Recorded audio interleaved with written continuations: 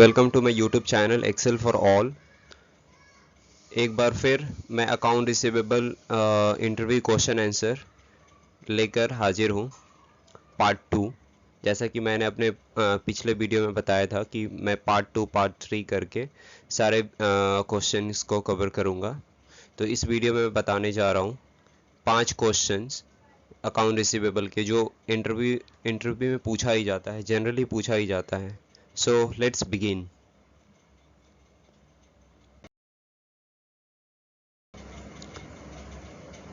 पहला क्वेश्चन है, define account receivable.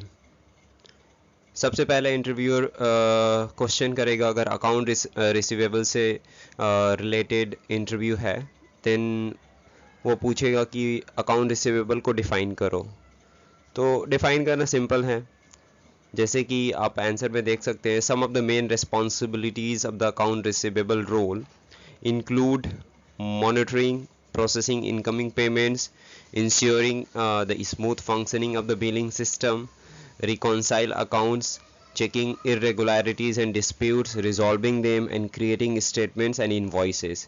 There are various roles involved in account receivable and आपको पता है कि एमएनसी में अगर आप जॉब करेंगे तो आपको सारा काम एक साथ नहीं दिया जाएगा, ये टीम वाइज डिस्ट्रीब्यूट होता है। तो आपको बस ओवरव्यू जानना है कि मॉनिटरिंग करना है अकाउंट्स को, अकाउंट रिसीवेबल को, यानी कस्टमर को सेल हुआ है तो उसको मॉनिटर करना कि कब कस्टमर पे कर रहा है, क्या कर रहा है। फिर उसके बाद कैश एप्लीकेशन होता है जिसमें प्रोसेसिंग ऑफ इनकमिंग पेमेंट्स जो आता है उसको अप्लाई करते हैं हम लोग। फिर smooth functioning of billing system का एक डिपार्टमेंट होता है, वहाँ पे बिलिंग होता है। रिकॉन्साइल करना अकाउंट्स को, अकाउंट रिसीवेबल को रिकॉन्साइल करेंगे at the end of the month. फिर इरेगुलरिटीज़ है, कुछ डिस्प्यूट्स है, उसको रेज करेंगे, रिजॉल्व करेंगे with appropriate stakeholder. And फिर उसके बाद स्टेटमेंट ऑफ अकाउंट बनाते हैं। फिर इन्वॉइसेस को चेक करेंगे, इन्वॉइसेस फॉलिंग ड्यू है, ओवर ड्यू है, लार्ज ओवर ड्यू इन्वॉइसेस है। तो ये अकाउंट रिसीवेबल में हम डिफाइन कर सकते हैं। चलिए बढ़ते हैं हम नेक्स्ट क्वेश्चन में।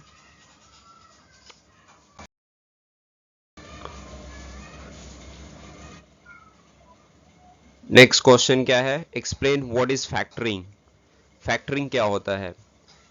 तो candidates aware that factoring is one of the debtor finance that involves selling account receivable to other companies. It means that suppose हम लोगों ने क्रेडिट पे सेल किया कस्टमर को, बट कस्टमर से पेमेंट डिले हो रहा है। तो हम लोग क्या करते हैं, फैक्टरिंग क्या करते हैं कि हम लोग अकाउंट रिसीवेबल को सेल कर देते हैं थ्रू अ फाइनेंशियल इंस्टीट्यूशंस। अब फाइनेंशियल इंस्टीट्यूशंस क्या करता है, चार्ज करता है कुछ रुपया और फिर आपको वो दे देता है। और फिर फाइनेंशियल इंस्टीट्यूशन और कस्टमर के बीच में फिर वो जो भी एग्रीमेंट हुआ रहता है वो उनके हिसाब से होता है, हमें अपना पैसा मिल जाता है, यानी बिजनेस को अपना पैसा वापस आ जाता है कुछ डिस्काउंट फैक्टरिंग चार्जेस पे करके। Candidate can explain that business can use account receivable factoring to finance their venture and about a loan applications. वही बोला है कि कैंडिडेट कैन यूज़ कर बता सकता है कि अकाउंट रिसीवेबल को फैक्टरिंग के थ्रू फाइनेंस कर सकते हैं जो वेंचर है, यानी आने वाले कोई प्लानिंग है, एक्सपेंशन है बिजनेस में।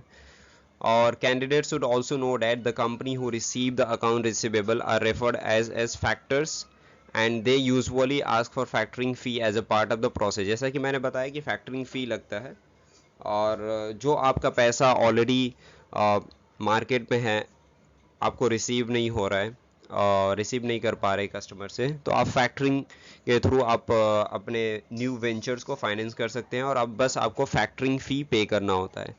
So this is all about factoring. Next question की तरफ चलते हैं।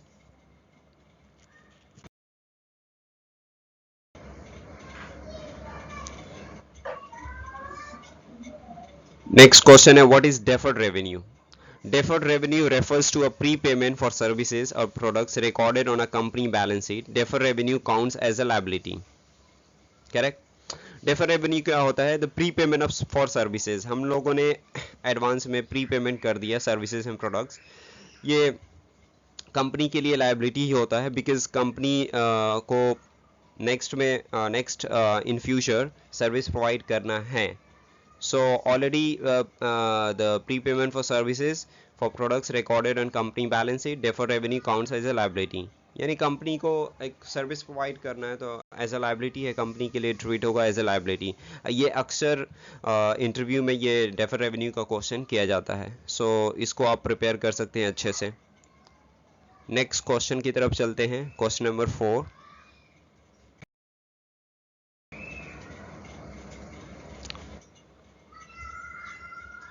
Question number 4. What is the difference between account receivable and deferred revenue?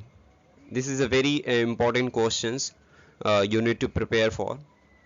Account receivable is classified as an assets while deferred revenue is a liability. जैसा कि मैंने बताया, account receivable it means company will getting money in future, that is regarded as assets on a balance sheet of the company, while deferred revenue is a liability because company is going to provide services, goods and services in near future, that is a liability for the company.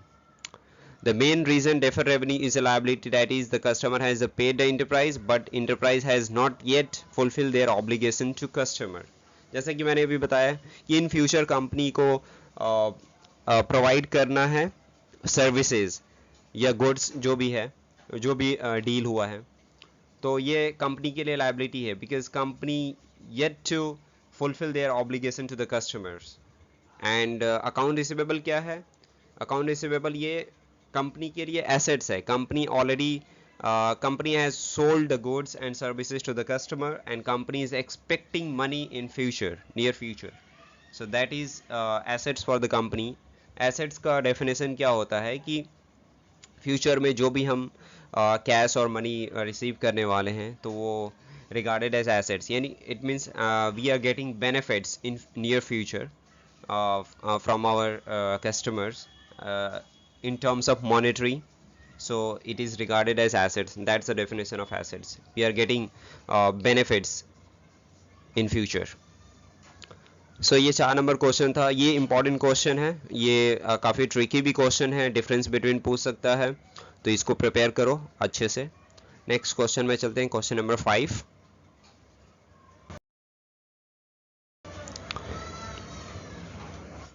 Question number 5 है, explain what negative working capital is. Working capital जैसा कि मैंने आपको बताया था previous part 2 के video में, जैसा कि मैंने बताया था आपको पार्ट 1 के वीडियो में, पार्ट 1 के वीडियो में मैंने बताया था कि वर्किंग कैपिटल क्या होता है, how account receivable going to impact on working capital. Now we are going to explain what is negative working capital. So answer is candidate may respond to this question by first explaining what positive working capital is, जो मैंने already explain कर चुके हैं in my previous video. You can check in the description below for the part 1, and after that you can watch this video part 2, and another video part 3 will going to come soon. So till then you can watch this video part 1 and part 2, which will clear your concept regarding the interview of account receivable, which is termed as that describe the fact that a business can pay off immediate debts thanks to its sufficient liquid assets. जैसा कि मैंने बताया कि positive working capital क्या है, company के पास enough cash है जो कि अपने इमीडिएट डेब्ट्स यानी जो शॉर्ट टर्म डेब्ट्स होते हैं उसको पे कर सके, या बिजनेस को जो रन करने के लिए डे टू डे कैश की आवश्यकता होती है, the needs of the short term capital, you can say the cash which is in a liquefied assets. So positive working capital इसको बोलते हैं. Now they may then compare this with negative working capital, which a term that indicates that enterprise may not be able to pay off immediate debts with its current assets alone. जैसे कि मैंने बताया positive का opposite negative है कि company के पास उतना cash नहीं है, लिक्विड नहीं है, लिक्विड एसेट्स नहीं है. लिक्विड एसेट्स बोलते हैं जो can be converted into cash with in a span of time, you can say 1 month, 2 months, 3 months, which is ready to convert in cash as soon as possible. So negative working capital वो होता है कि company के पास liquid assets की कमी है, जो अपने इमीडिएट डेब्ट्स को इमीडिएट जो भी पे करना है जल्दी से जल्दी वो पे नहीं कर पाएगा company with its current assets alone. Current assets liquid assets भी होता है, वही होता है cash and cash equivalent like bank balance. So this is all about negative working capital and ये भी इम्पॉर्टेंट क्वेश्चन है, जनरली मेरे से ये पूछा था मेरे इंटरव्यू में नेगेटिव वर्किंग कैपिटल के बारे में, तो आप भी प्रिपेयर कर लेना अच्छे से। एंड नेक्स्ट पार्ट, इसका पार्ट 3 आने वाला है, तो आप पार्ट 1 ऑलरेडी मैंने अपलोड कर चुका है, तो आप डिस्क्रिप्शन में मैं लिंक दे दूंगा, आप उसको देख लेना। फिर पार्ट 2 इस वीडियो को देख लेना, फिर नेक्स्ट पार्ट 3 वीडियो में भी आज और कल या 2-3 दिन में मैं कोशिश करूँगा कि उसको भी अपलोड कर दूँ। सो अगर वीडियो पसंद आया तो please like this video and subscribe my channel. अगर आप सब्सक्राइब करते हैं तो मुझे मोटिवेशन मिलता है कि यस और मैं वीडियो बनाऊं जो आप लोगों को पसंद आ रहा है, हेल्प आपके करियर के लिए करियर में हेल्प कर रहा है, तो मैं बनाते रहूँगा। वैसे थोड़ा टफ टाइम चल रहा है अभी, मेरा मंथ क्वार्टर मंथ एंड आने वाला है, तो अभी मैं थोड़ा बिजी स्केड्यूल है मेरा, फिर भी मैं वीडियो बनाने की कोशिश करूँगा। Hope if you like this, if this video is useful for you, then please like this video, subscribe my channel and share it with your all friends and family, those who are seeking jobs in account receivable. So thank you for watching, next video में मिलते हैं, till then bye bye, have a great day, thank you.